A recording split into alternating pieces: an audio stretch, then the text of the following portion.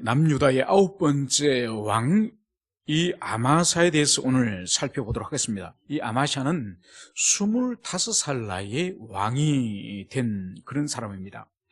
그러니까 아버지 요아스가 40년을 왕을 했으니, 그러니까 이 아마샤는 어린 나이 때 아버지의 40년의 그 왕직 가운데에 20년 후반의 약 아버지의 20년 정도의 왕 통치를 이 아마샤가 곁에서 살펴보았다고 그렇게 볼 수가 있습니다.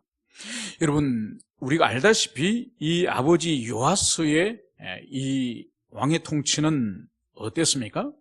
우리가 알다시피 아버지를 왕으로 세우고 아버지를 곁에서 잘 이제 지도한 대제사장 여호야다가 살아있을 동안에는 아주 성전도 보수하여서 하나님께 올려드리고 아주 신실한 그런 왕의 모습이 있었지만은, 대제사장 여호야다가 죽고 난 이후에 아버지 이 요아스는 돌변하는 그것을 볼 수 있습니다. 그래서 하나님의 성전에서 이제 아세라 목상과 우상을 섬기는 그런 사람으로 돌변하는 거죠. 그래서 하나님의 선지자를 계속 보내서 왕에게 그러지 말라고 그렇게 하나님의 말씀을 보내서 책망을 하지만은 도무지 듣지 않습니다. 그래서 마지막으로 하나님께서 이 요아스 왕이 절대로 거절할 수 없는 사람, 바로 여호야다 대제사장의 아들인 스가랴를 이제 성령의 감동을 이제 부어주시고, 그래서 스가랴를 통해서 이제 왕으로 하여금 여호와께로 돌이키도록 하기 위해서 메시지를 전했지만은, 이 아마샤 아버지 요아스 왕은 어떻게 스가랴를 했습니까? 바로 다른 것도 아니고 하나님의 성전 마당에서 돌로 쳐 죽이는 끔찍한 일을 이 아버지 요아스가 거짓을 하지 않았습니까? 그래서 하나님의 징계로 아람 군대를 보냈지만은, 그 작은 무리 아람 군대에 의해서 큰 남유다의 군대가 격파가 돼버린 거죠. 그리고 그 전쟁에서 아버지가 다쳐서 결국은 이제 몸져 들어 누워있을 때에 신하들이 반역을 일으켜서 아버지를 암살하게 된 거죠. 그래서 자신이 왕이 된 그때가 바로 25살. 아버지가 40년을 왕노릇 하다가 암살을 당하고 죽고 나서 이 아마샤가 왕이 된 거죠. 그래서 이 아마샤는 아버지 집권 후반기에 그 우상 숭배와 타락의 낱낱의 모습을 보았기 때문에 아마 이 아마샤는 자기 아버지의 전철을 밟지 않으려고 그의 사역, 그의 왕직의 초기에는 대단히 경건하게 그렇게 일했음을, 그것을 볼 수 있습니다. 그 증거가 바로 뭔가 하니까 3절과 4절의 내용이에요. 그 내용이 뭔가 하니까 이런 내용인 것이죠. 그의 나라가 굳게 섬에 그의 부왕을 죽인 신하들을 죽였으니 그들의 자녀들은 죽이지 아니하였으니 이는 모세 율법에 기록된 대로 함이라. 곧 여호와께서 명령하여 이르시기를 자녀로 말미암아 아버지를 죽이지 말 것이요 아버지로 말미암아 자녀를 죽이지 말 것이라. 오직 각 사람은 자기 죄로 말미암아 죽을 것이니라. 여러분, 하나님께로부터 기름 부음 받은 아버지 이 요아스 왕을 이제 신하들이 암살하여서 죽였지 않습니까? 그것은 하나님의 기름 부음 받은 하나님의 종을 죽였으니 이것은 당연히 악한 범죄죠. 그래서 이 아마샤가 이제 장성하여서 왕이 되고 이제 실권을 장악한 이후에 아버지를 죽였던 그 암살범 신하들을 오늘 숙청하는 이야기가 오늘 3, 4절이에요. 그런데 오늘 우리가 주의해서 볼 것은 그들의 자녀들은 죽이지 않았다, 이 말씀이 기록된 거예요. 여러분, 보통 반역을 일으킨다면은 동서고금을 막론하고 반역을 일으키는 가족들이나 자녀들이나 다른 친족들까지 보통 동서고금을 막론하고 보통 어떻게 처리하죠? 보통 다 죽입니다. 그래서 우리 문화권 안에서 3족을 멸한다, 더 심하면 9족을 멸한다, 이렇게 모든 반역의 씨앗 자체를 다 없애버리지 않습니까? 그런데 오늘 이 아마샤는 자기 아버지를 암살한 신하들은 죽이되 그 신하들의 자녀들은 손대지 않았음을, 그것을 볼 수 있습니다. 여러분, 이것이 뭔가 하니까 이방 세계에, 이 세상의 보편적인 그런 전제 왕국들에서는 반역자는 그 사람뿐만 아니라 모든 씨앗을 다 죽여버리는 그런 그런 형벌과 달리 하나님께서는 일찍이 모세를 통해서 이 신명기에서 엄격하게 명령하셨으니 바로 범죄한 그 사람 당사자, 그 본인 당사자에게만 하나님께서 형벌을 내리도록 그렇게 명령한 거죠. 그래서 아버지의 죄 때문에 자식이 죽거나 자식의 죄 때문에 아버지가 죽는 이런 일이 없도록 신명기에서 일찍이 말씀하신 거죠. 그리고 에스겔서 18장 4절에서도 이렇게 말씀을 하고 있습니다. 범죄한 그자가 죽을지니. 그러니까 범죄한 그자가 죽는 것이 하나님의 뜻임을 선지서에서도 다시 말씀을 하고 있는 것이죠.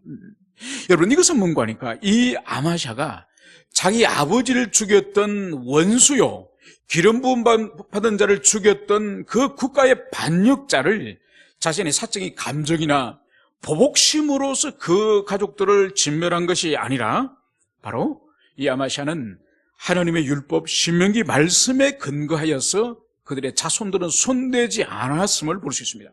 이것이 바로 뭔가 하니까 이 아마샤가 지금까지는 하나님의 말씀에 대해서는 두려우며 그 말씀을 지키려고 하였음이 그것을 볼 수 있습니다. 그래서 이 아마샤 인생에 대해서 하나님의 평가가 바로 2절이에요. 이 한 사람 아마샤에 대한 하나님의 평가가 이렇게 기록을 하고 있습니다. 아마샤가 여호와께서 보시기에 정직하게 행하기는 하였으나 온전한 마음으로 행하지는 아니하였더라.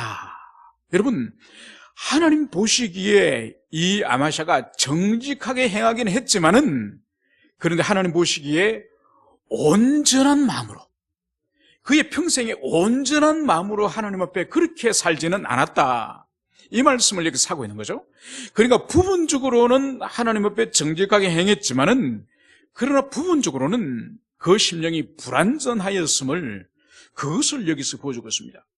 여러분, 이 하나님의 말씀이 구체적으로 어떻게 불완전하게 드러났는지 그것이 바로 5절 이하부터 우리가 오늘 마지막에 읽었던 이 14절까지의 사건이 바로 이 아마샤의 이 내면이 한때는 하나님과 하나님의 말씀에 두려워하여서 반역자들의 자녀를 죽이지 않는 그런 모습도 있었지만은 이제 5절 이후부터 일어나는 이 일을 통해서 이 아마사의 마음이, 내면이 변질되었음을, 변질되어가는 그런 존재임을 그것을 우리가 살펴보고자 합니다.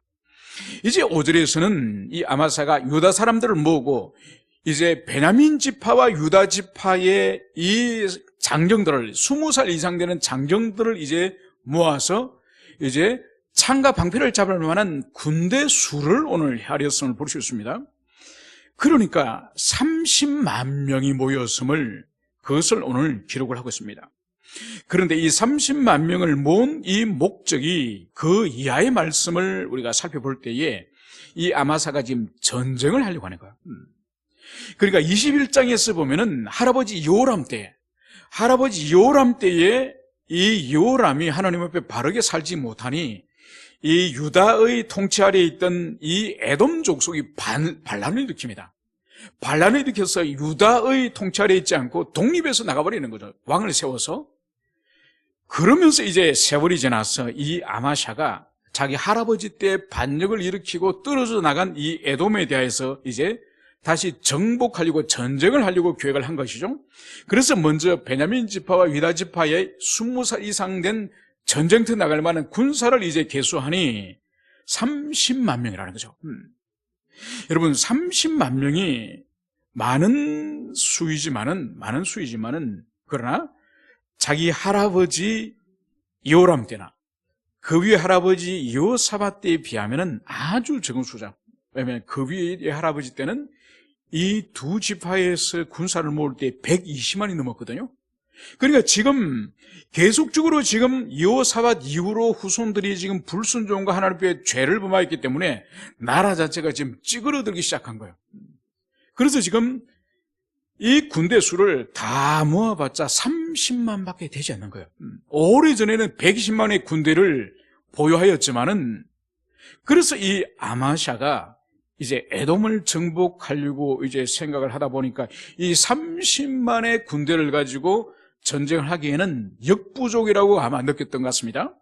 그래서 오늘 생각하는 방법이 뭔가 하니까 오늘 6절에 또 은 100달란트로 이스라엘 나라에서 큰 용사 10만 명을 고용하였더니, 여러분 30만 원은 아무래도 에돔을 정복하기로는 역부족이라고 느껴서 이 아마샤가 생각한 것은 은 100달란트, 은 100달란트를 주고 북쪽에 있는 이스라엘부터 10만 명의 용병을 돈을 주고 용병을 지금 고용하려고 했다는 것을 오늘 성경은 기록하고 있습니다.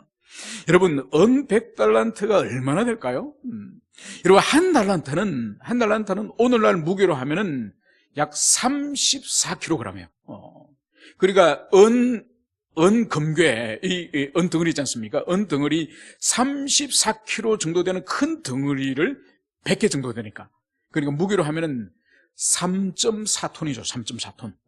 그러니까 3.4톤의 은을 주고 10만 명의 군대를 지금 에돔 정복을 위해서 빌렸음을 그것을 볼 수 있는 거죠. 이렇게 하여서 40만의 군대를 이제 연합 군대를 만들어 가지고 에돔을 이제 치려고 하는데 오늘 7절에서 이렇게 말씀하고 있습니다. 어떤 하나님의 사람이 아마사에게 나와서 이르되 왕이여 이스라엘 군대를 왕과 함께 가게 하지 마옵소서. 여호와께서는 이스라엘 곧 에브라임 자손과 함께 하지 아니하시나니.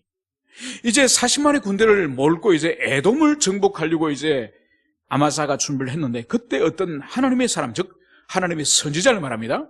하나님의 선지자가 와서 이제 아마사 왕에게 이제 조언을 하는 것이 그 내용이 바로 뭔가요? 왕이여 북이스라엘 군대와 함께 이 전쟁을 하지 마십시오.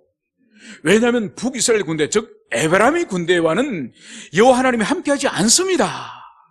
이 말씀을 하는 거예요. 그러면서 이어서 오늘 이렇게 또 말씀을 합니다. 8절에서 왕이 만일 가시거든 힘써 싸우소서. 하나님이 왕을 적군 앞에 엎드러지게 하시리다.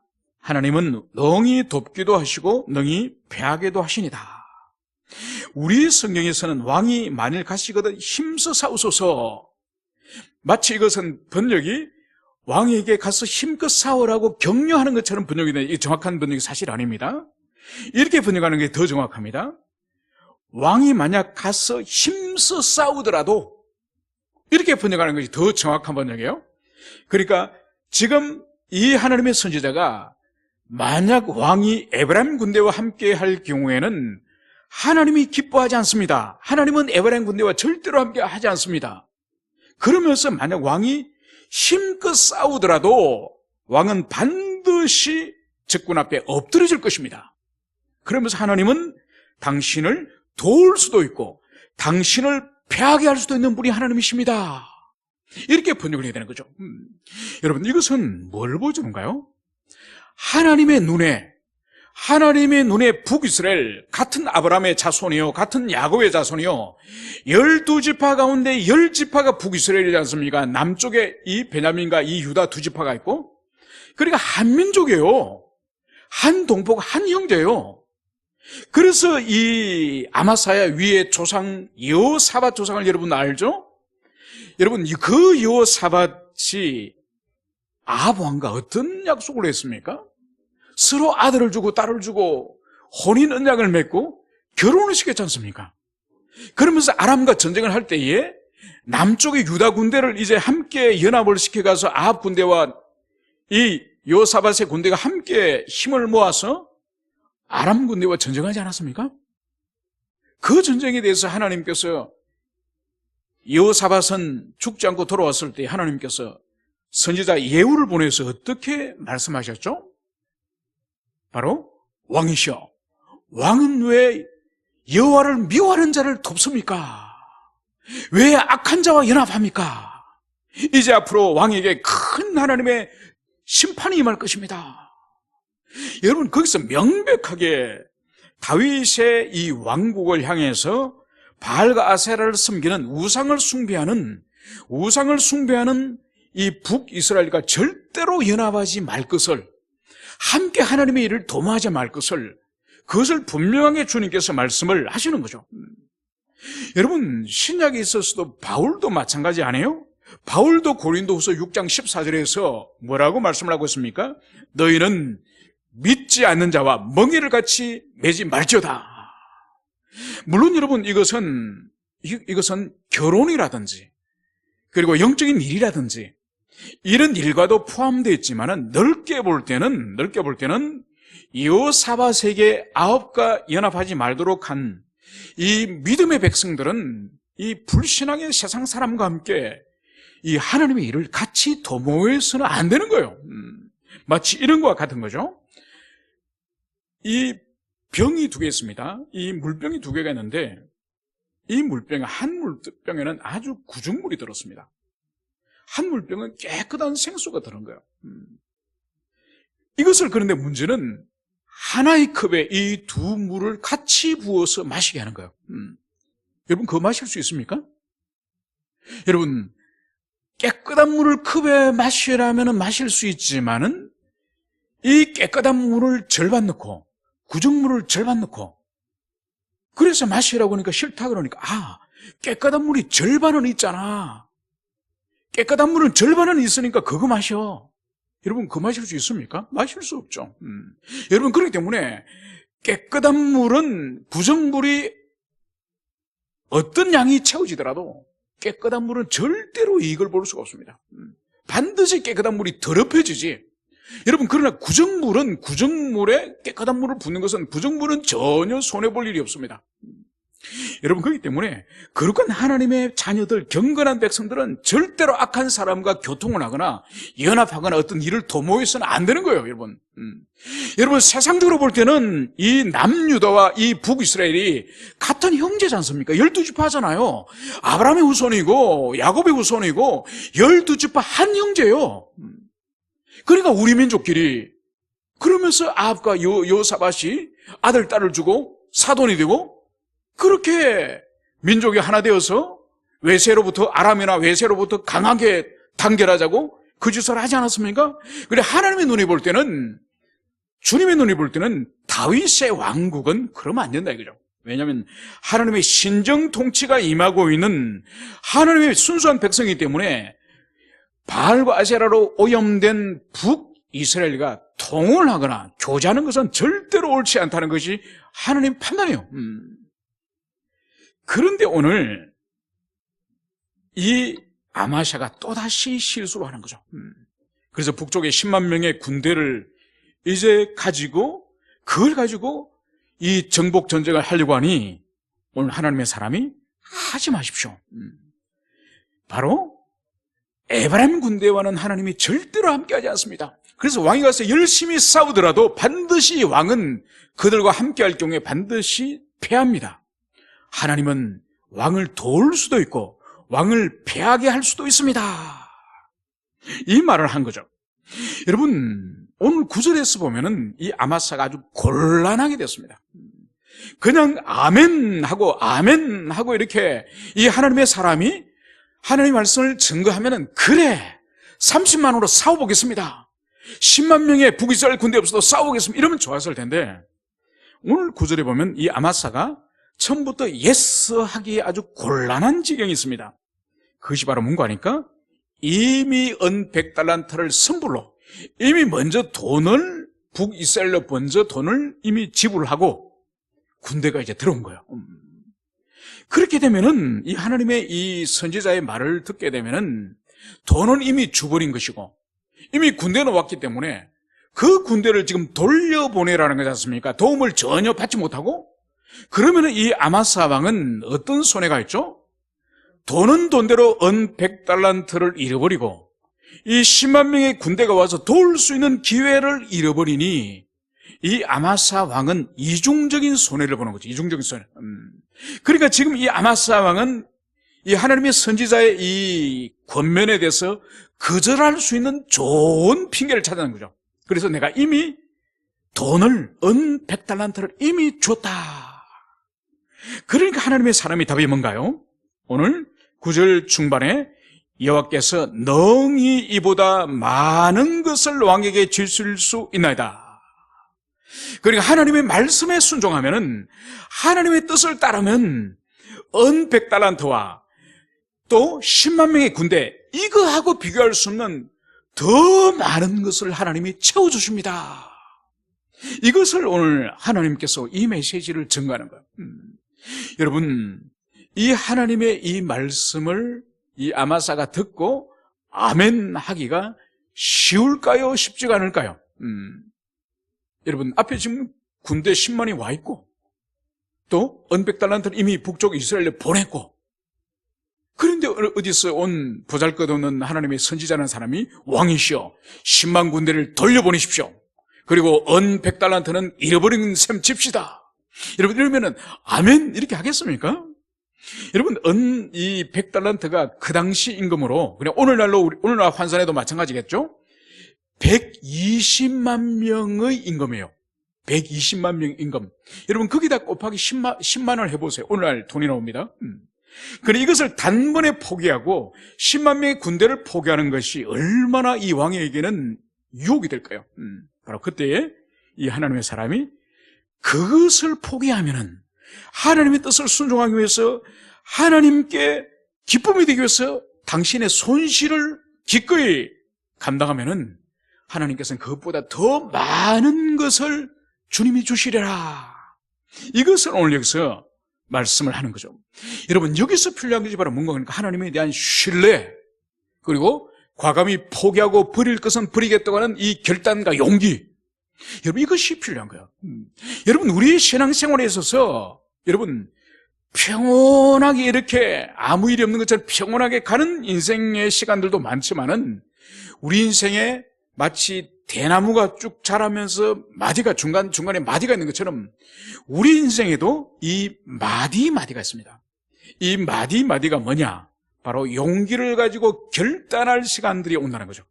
그러니까 내가 세상 방식을 따라서 사람들이 살아가는 그런 보편적인 방식이 아니라 특별히 하나님의 뜻을 따라서 내 삶을 던지는, 버리는 그런 용기와 결단의 시간이 온다는 그것을 우리가 기억해야 됩니다. 바로 이 아마샤는 오늘 그것을 결단했습니다. 그래서 오늘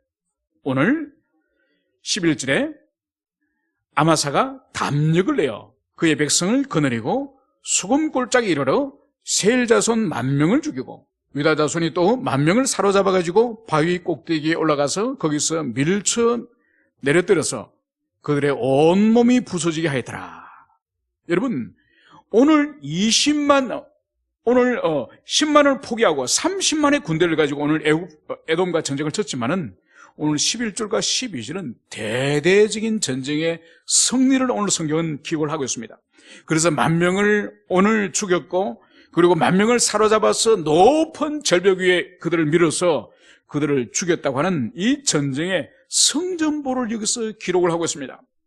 여러분, 그거와 함께 오늘 10절과 오늘 13절을 오늘 살펴볼 필요가 있습니다.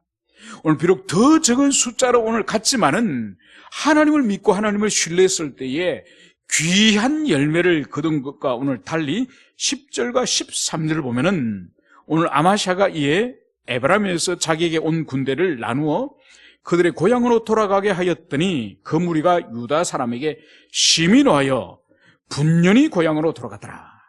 이제 아마사가 하나님의 이 사람의 말씀을 듣고 이제 10만 명의 이 북이스라엘에서 내려왔던 이 용병들을 이제 돌려보낸 거죠. 돌려보냈는데 오늘 우리가 잘 이해할 수 없는 것이 바로 뭔가 하니까 이 사람들이 돌아가면서 오늘 남유다 사람에게 심히 노하고 분연하였다. 이 말씀이 기록된 거예요.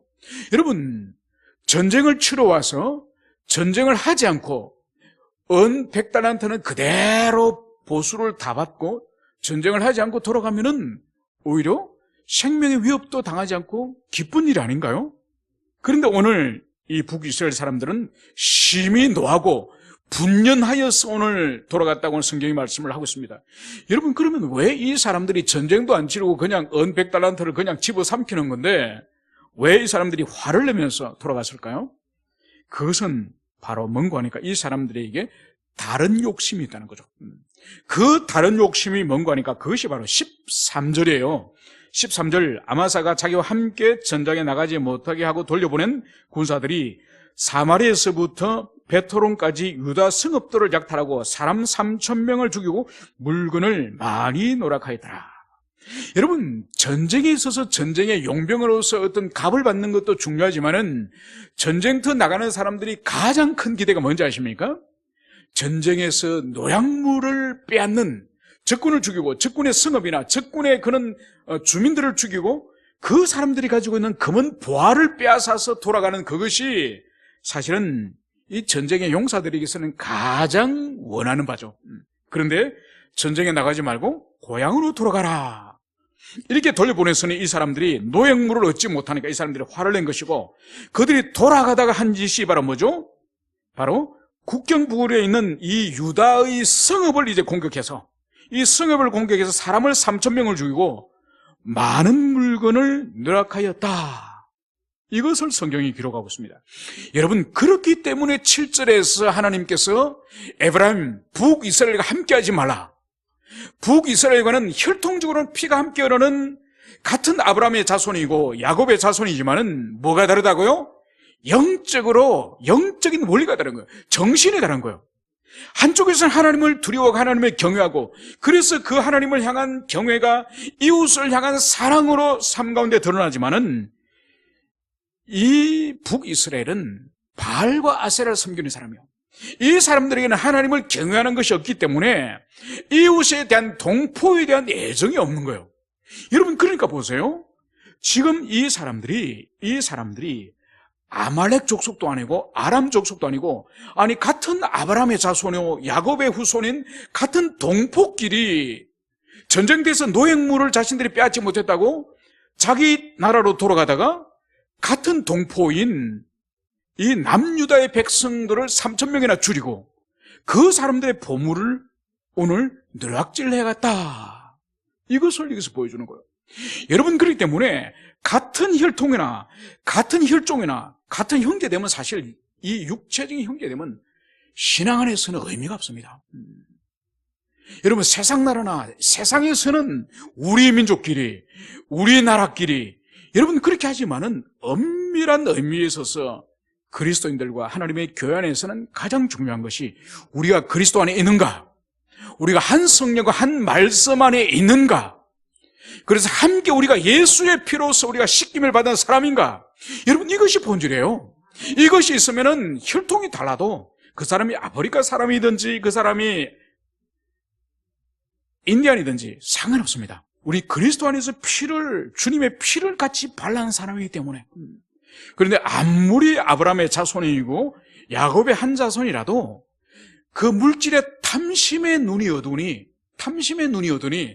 돌아가는 길에 이 형제 3,000명을 학살하고 그들의 물건을 빼앗아가는 이런 야만적인 이 짓을 보는 거예요. 그렇기 때문에 하나님께서는 함께하지 말라는 거예요. 함께해서는 안 된다는 거예요. 이제 말씀을 정리하고자 합니다. 이 전쟁을 오늘 이기고 이 아마사 왕이 이제 돌아올 때에 오늘 14절에서는 이렇게 기록을 하고 있습니다. 아마사가 에돔 사람을 죽이고 돌아올 때에 셀 자손의 신들을 가지고 와서 자기의 신으로 세우고 그것들 앞에서 경배하며 분향한지라. 여러분, 이 아마사는 하나님의 은총으로, 하나님의 도움으로 전쟁에서 승리했습니다. 하나님의 은총으로서 적은 숫자로서 많은 에돔을 정복하고 에돔을 쳐서 격파하였지만은 이제 돌아올 때 이제 이 아마사가 가져온 것이 뭡니까?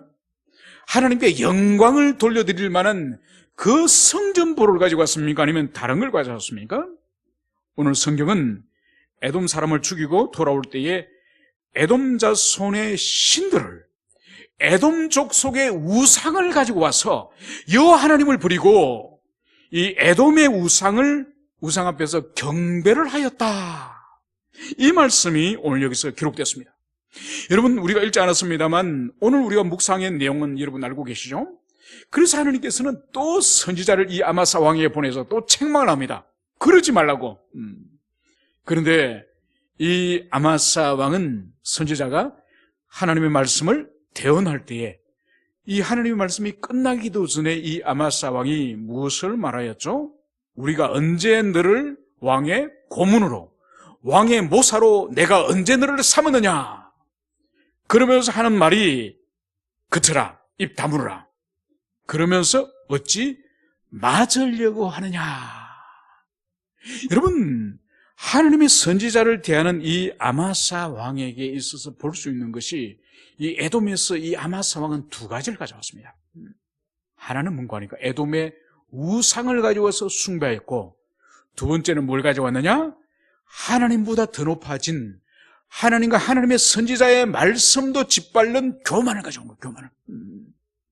그래서 하나님이 이기게 하셨지만은, 이기게 한 것이 이 아마사에게는 복이 되는 것이 아니라 바로 우상을 수입을 하였고 교만을 가지고 와서 하나님의 말씀을 짓밟는 그런 어리석은 왕이 되었음을 성경은 그것을 기록을 하고 있습니다.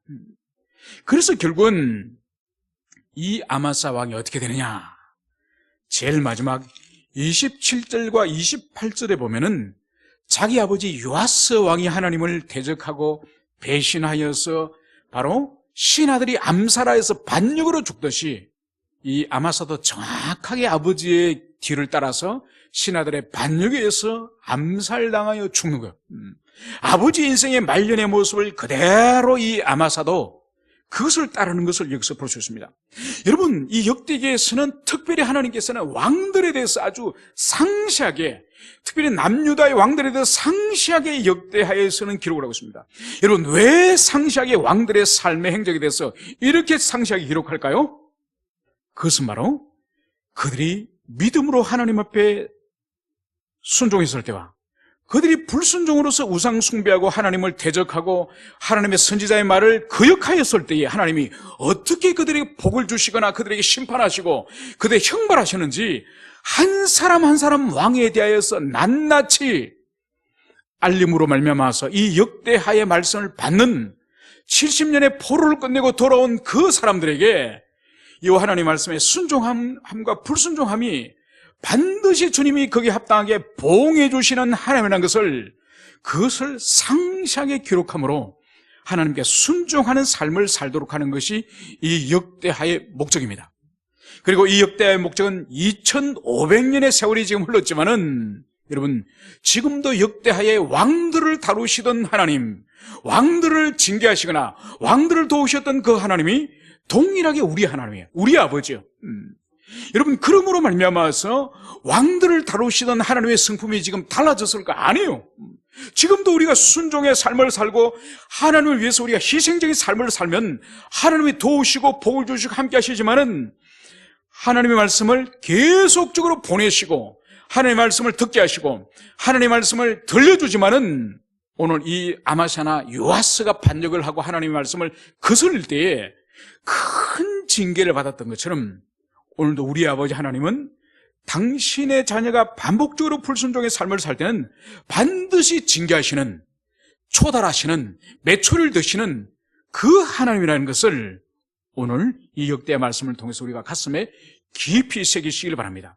하나님은 한없는 사랑의 하나님뿐만 아니라 그러나 반드시 징계하시는 그런 아버지이시기도 하다는 것을 여러분들 10년 가운데 새기시기를 다시 한번 축원합니다. 함께 기도합시다.